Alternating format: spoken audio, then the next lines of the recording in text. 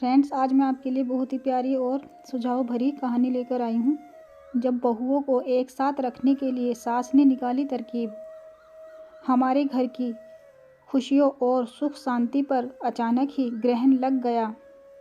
पहले हमेशा चुस्त दुरुस्त रहने वाली माँ को दिल का दौरा पड़ा। वो घर की मजबूत रीढ़ थी। उनका आईसीयू में भर्ती होना हम सबके पैरों तले से ज़मीन खिसका गया। वो करीब हफ्ते भर अस्पताल में रहीं। इतने समय में ही बड़ी और छोटी भाभी के बीच तनातनी पैदा हो गई।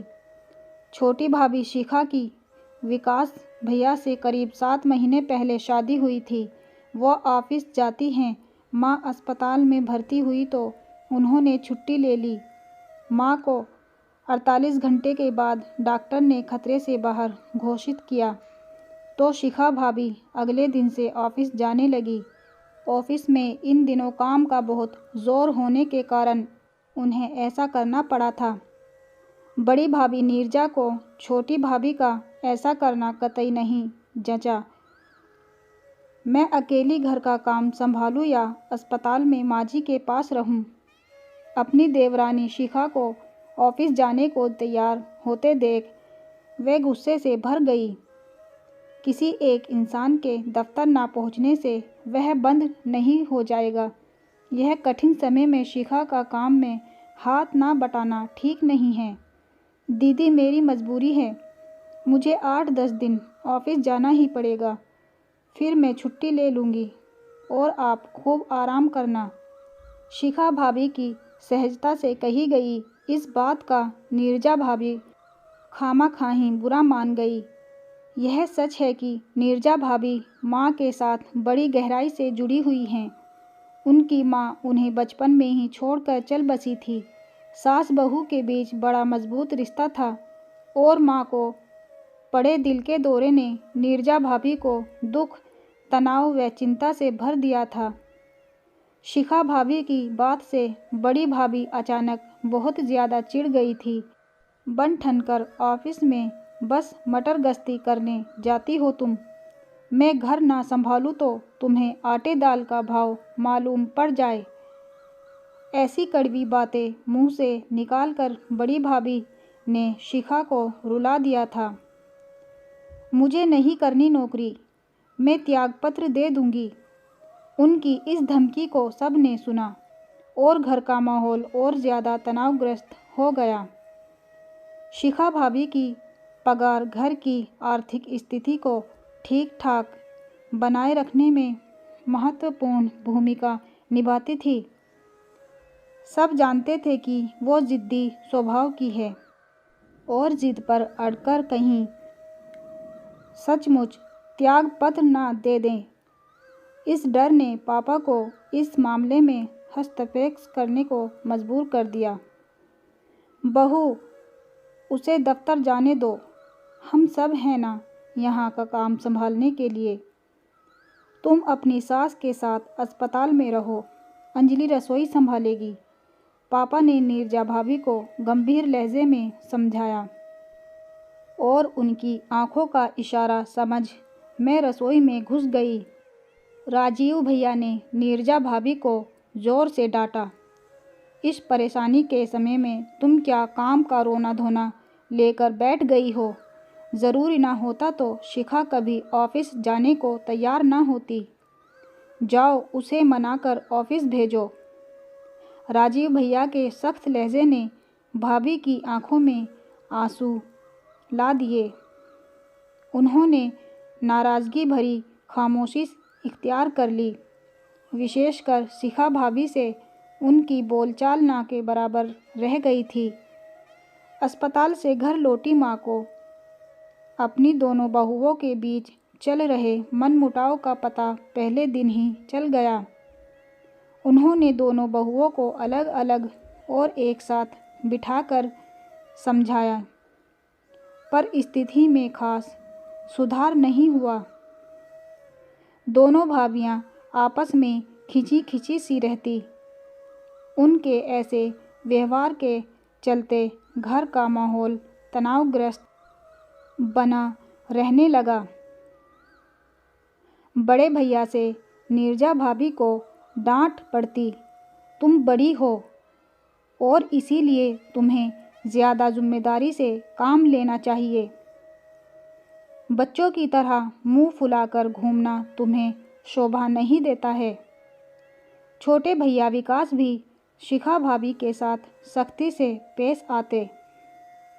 तुम्हारे गलत व्यवहार के कारण माँ को दुख पहुँच रहा है। शिखा, डॉक्टरों ने कहा है कि टेंशन उनके लिए घातक साबित हो सकता है।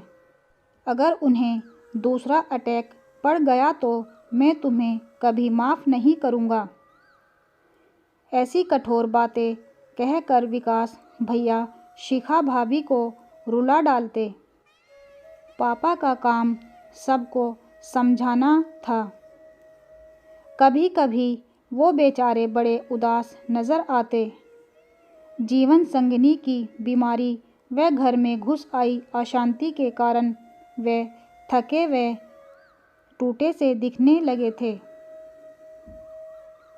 माँ ज़्यादातर अपने कमरे में पलंग पर लेटी आराम करती रहती। बहुओं के मूड की जानकारी उन तक पहुँचाने की जिम्मेदारी उन्होंने मुझ पर डाली हुई थी। मैं बहुत कुछ बातें उनसे छिपा जाती, पर झूठ नहीं बोलती। घर की बिगड़ती जा रही स्थिति को लेकर माँ की आंखों में चिंता के भावों को मैं निरंतर पढ़ते देख रही थी। फिर एक खुशी का मौका आ गया। मेरे 3 साल के भतीजे मोहित का जन्मदिन रविवार को पड़ा। इस अवसर पर घर के बोझिल माहौल को दूर भगाने का प्रयास हम सभी ने दिल से किया था। शिखा भाभी मोहित के लिए बैटरी से पटरियों पर चलने वाली ट्रेन लाई। हम सभी बन संवर कर तैयार हुए। बहुत करीबी रिश्तेदारों व मित्रों के लिए लजीज खाना हलवाई से तैयार कराया गया। उस दिन खूब मौज मस्ती रही। केक कटा, जमकर खाया पिया गया और कुछ देर डांस भी हुआ। यह देखकर हमारी खुशियाँ दोगुनी हो गई कि नीरजा और शिखा भाभी खूब खुलकर आपस में हंस बोल रही थी। लेकिन रात को एक और घटना ने घर में तनाव और बढ़ा दिया था।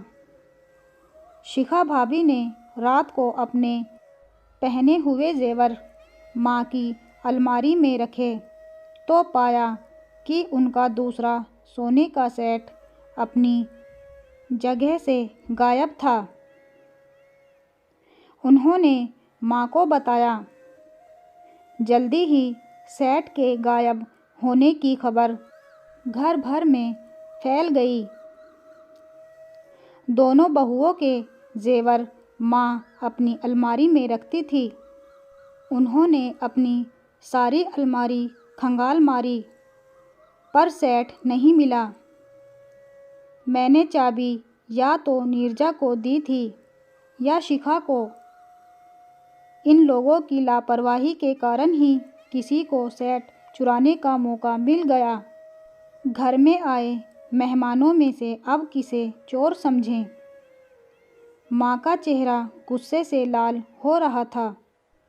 माँ किसी मेहमान को चोर बता रही थी और शिखा भाभी ने अपने हाव भाव से यह जाहिर किया जैसे चोरी करने का शक उन्हें नीरजा भाभी पर हो। शिखा भाभी नाराज़ भी नज़र आती थी और रुआंसी भी।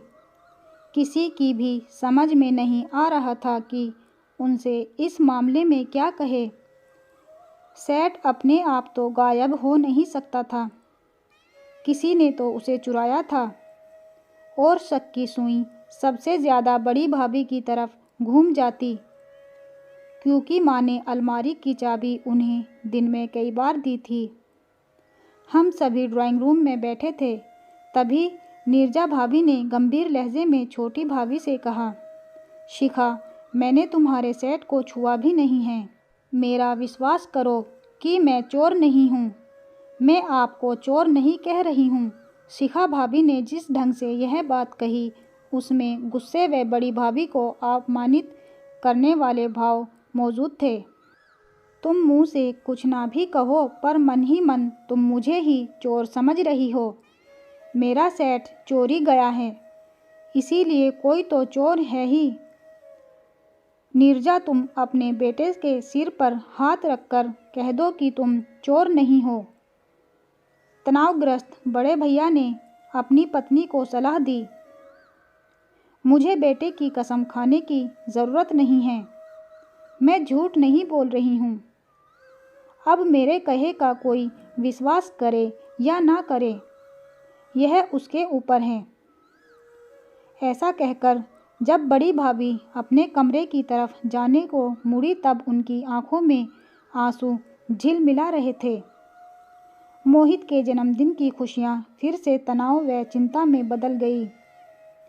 छोटी भाभी का मूड आगामी दिनों में उखड़ा ही रहा। इस मामले में बड़ी भाभी कहीं ज़्यादा समझदारी दिखा रही थी। उन्होंने शिखा भाभी के साथ बोलना बंद नहीं किया, बल्कि दिन में 1-2 बार ज़रूर इस बात को दोहरा देती कि शिखा उन पर सेट की चोरी का गलत शक कर रही है।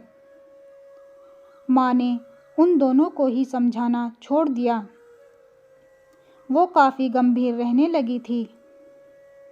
वैसे उनको टेंशन न देने के चक्कर में कोई भी इस विषय को उनके सामने उठाता ही नहीं था। मोहित के जन्मदिन के करीब 10 दिन बाद मुझे कॉलेज के एक समारोह में शामिल होना था। उस दिन मैंने शिखा भाभी का सुंदर नीला सूट पहनने की इजाज़त उनसे तब ली जब वे बाथरूम में नहा रही थी। उनकी अलमारी से सूट निकालते हुए मुझे उनका खोया सेट मिल गया। वह तह किए कपड़ों के पीछे छिपा कर रखा गया था। मैंने डब्बा जब माँ को दिया तब बड़ी भाभी उनके पास बैठी हुई थी। जब मैंने सेट मिलने की जगह उन दोनों को बताई तो माँ आश्चर्य से और नीरजा भाभी गुस्से से भरती चली गई। मम्मी, आपने शिखा की चालाकी और मक्कारी देख ली। नीरजा भाभी का चेहरा गुस्से से लाल हो उठा। मुझे चोर कहलवा कर सबके सामने अपमानित करवा दिया और डब्बा खुद अपनी अलमारी में छिपाकर रखा था। उसे इस गंदी हरकत की सज़ा मिलनी ही चाहिए। तुम अपने गुस्से को काबू में रखो। नीरजा, उसे नहाकर आने दो, फिर मैं उससे पूछताछ करती हूँ। माँ ने यूँ कई बार भाभी को समझाया, पर वह छोटी भाभी का नाम लेकर लगातार कुछ ना कुछ बोलती ही रहीं। कुछ देर बाद छोटी भाभी सबके सामने पेश हुई तो मैंने सेट उनकी अलमारी में कपड़ों के पीछे से मिलने की बात दोहरा दी। सारी बात सुनकर वो ज़बरदस्त तनाव की शिकार बन गई। फिर बड़ी भाभी को गुस्से से घूरते हुए उन्होंने माँ से कहा, मम्मी, चालाक और मक्कार मैं नहीं बल्कि ये हैं। मुझे आप सब की नज़रों से गिराने के लिए इन्होंने बड़ी चालाकी से काम लिया है। मेरी अलमारी में सेट मैंने नहीं बल्कि इन्होंने ही छिपा कर रखा है। ये मुझे इस घर से निकालने पर तुली हुई हैं। नीरजा भाभी ने शिखा भाभी के इस आरोप का ज़बरदस्त विरोध किया। दोनों के बीच हमारे रोकते रुकाते भी कई कड़वे तीखे शब्द का आदान प्रदान हो ही गया। खामोश। अचानक माँ ने दोनों को ऊंची आवाज़ में डपटा तो दोनों सकपकाई सी चुप हो गई। मैं तुम दोनों से एक एक सवाल पूछती हूँ। माँ ने गंभीर लहजे में बोलना आरंभ किया। शिखा, तुम्हारा सेट मेरी अलमारी से चोरी हुआ तो तुमने किस सबूत के आधार पर नीरजा को चोर माना था? शिखा, भाभी ने उत्तेजित लहजे में जवाब दिया। मम्मी, आपने चाबी मुझे या इन्हें ही तो दी थी। अपने सेट के गायब होने का शक इनके अलावा और किस पर जाता? तुमने मुझ पर शक क्यों नहीं किया? आप पर चोरी करने का शक पैदा होने का सवाल ही नहीं उठता। मम्मी, आप आदरणीय हैं, सब कुछ आपका ही तो है। अपनी हिफाजत में रखी चीज़ कोई भला खुद क्यों चुराएगा? छोटी भाभी माँ के सवाल का जवाब देते देते ज़बरदस्त उलझन की शिकार बन गई थी। अब माँ नीरजा भाभी की तरफ घूमी और उनसे पूछा, बड़ी बहू, अंजलि को सेट शिखा की अलमारी में मिला। तुमने सबसे पहले शिखा को ही चालाकी व मक्कारी करने का दोषी किस आधार पर कहा? मम्मी, मैं जानती हूँ कि सेट मैंने नहीं चुराया था। आपकी अलमारी से सेट कोई बाहर वाला चुराता तो वह शिखा की अलमारी से न बरामद होता। सेट को शिखा की अलमारी में उसके सिवा और कौन छिपा कर रखेगा? किसी अच्छे जासूस की तरह नीरजा भाभी ने रहस्य खोलने का प्रयास किया। अगर सेट पहले मैंने ही अपनी अलमारी से गायब किया हो तो क्या उसे शिखा की अलमारी में नहीं रख सकती? आपने ना चोरी की है, ना सेट शिखा की अलमारी में रखा है। आप इसे बचाने के लिए ऐसा कह रही हैं। बिल्कुल यही बात मैं भी कहती हूँ, शिखा भाभी ने ऊंची आवाज़ में कहा। मम्मी, आप समझ रही हैं कि सारी चालाकी बड़ी भाभी की हैं और सिर्फ इन्हें बचाने को। You shut up. दोनों भाभियाँ एक दूसरे को फाड़ खाने वाले अंदाज में घूर रही थी। माँ उन दोनों को कुछ पलों तक देखती रही। फिर उन्होंने एक गहरी सांस इस अंदाज में ली मानो बहुत दुखी हों। दोनों भाभियाँ उनकी इस हरकत से चौंकी और गौर से उनका चेहरा ताकने लगी। माँ ने दुखी लहजे में कहा, तुम दोनों मेरी बात ध्यान से सुनो। सच्चाई यही है कि शिखा का सेट मैंने ही अपनी अलमारी से पहले गायब किया और फिर अंजलि के हाथों उसे शिखा की अलमारी से बरामद कराया। दोनों भाभियों ने चौंक कर मेरी तरफ देखा। मैंने हल्की सी मुस्कुराहट अपने होठों पर लाकर कहा, माँ सच कह रही है। मैं सेट चुन्नी में छिपाकर शिखा भाभी के कमरे में ले गई थी और फिर हाथ में पकड़कर वापस ले आई। ऐसा मैंने माँ के कहने पर किया था। मम्मी, आपने यह गोरख धंधा क्यों किया? अपनी दोनों बहुओं के बीच मन मुटाव कराने के पीछे आपका क्या मकसद रहा? नीरजा भाभी ने यह सवाल शिखा भाभी की तरफ से भी पूछा। माँ एकाएक बड़ी गंभीर व भावुक होकर बोली, मैंने जो किया उसकी गहराई में एक सीख तुम दोनों के लिए छिपी है। उसे तुम दोनों जिंदगी भर के लिए गांठ बांध लो। देखो, मेरी ज़िंदगी का अब कोई भरोसा नहीं। मेरे बाद तुम दोनों को ही यह घर चलाना है। राजीव और विकास सदा मिलकर एक साथ रहें।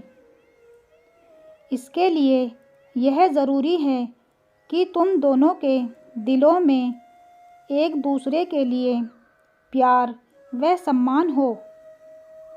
सेठ से जुड़ी समस्या पैदा करने की जिम्मेदार मैं हूँ, पर तुम दोनों में से किसी ने मुझ पर शक क्यों नहीं किया? इसका जवाब तुम दोनों ने यही दिया कि मैं तुम्हारे लिए आदरणीय हूँ। मेरी छवि ऐसी अच्छी है कि मुझे चोर मानने का ख्याल तक तुम दोनों के दिलों में नहीं आया। तुम दोनों को आजीवन एक दूसरे का साथ निभाना है। अभी तुम दोनों के दिलों में एक दूसरे पर विश्वास करने की नींव कमज़ोर है। तभी बिना सबूत तुम दोनों ने एक दूसरे को चोर, चालाक व मक्कार मान लिया। आज मैं अपनी दिली इच्छा तुम दोनों को बताती हूँ। एक दूसरे पर उतना ही मजबूत विश्वास रखो जितना तुम दोनों मुझ पर रखती हो। किसी भी परिस्थितियाँ, घटनाएं या लोगों की बातें कभी इस विश्वास को ना डगमगा पाए। ऐसा वचन तुम दोनों से पाकर ही मैं चैन से मर सकूंगी। मम्मी, ऐसी बात मुंह से मत निकालिए। माँ की आंखों से बहते आंसुओं को पोंछने के बाद नीरजा भाभी उनकी छाती से लग गई। आपकी इस सीख को मैं हमेशा याद रखूंगी। हमें माफ़ कर दीजिए। शिखा भाभी भी आंसू बहाती माँ की बाहों में समा गई। मैं आज बहुत खुश हूँ कि मेरी दोनों बहुएं बेहद समझदार हैं। माँ का चेहरा खुशी से दमक उठा और मैं भी भावुक हो उनकी छाती से लग गई। दोस्तों, हमें इस कहानी से यही सीख मिलती है कि परिवार में अगर सब मिलजुल कर रहते हैं तो बहुत अच्छा रहता है। अगर मिलजुल कर नहीं रहते हैं, एक दूसरे पर शक करते हैं, तो उससे परिवार में बहुत ज़्यादा तनावग्रस्त माहौल बन जाता है। दोस्तों, अगर आज की आपको ये कहानी थोड़ी सी भी पसंद आई हो तो प्लीज़ हमें कमेंट करके ज़रूर बताएं कि आपको इस कहानी से क्या सीख मिली और आपको ये कैसी लगी। अगर आपको ये कहानी थोड़ी सी भी पसंद आई हो तो प्लीज़ हमारे चैनल को लाइक, शेयर एंड सब्सक्राइब भी ज़रूर कर दें और बेल आइकन को भी दबा दें ताकि आने वाली वीडियोज़ आप तक पहुँचे। तब तक के लिए बाय बाय।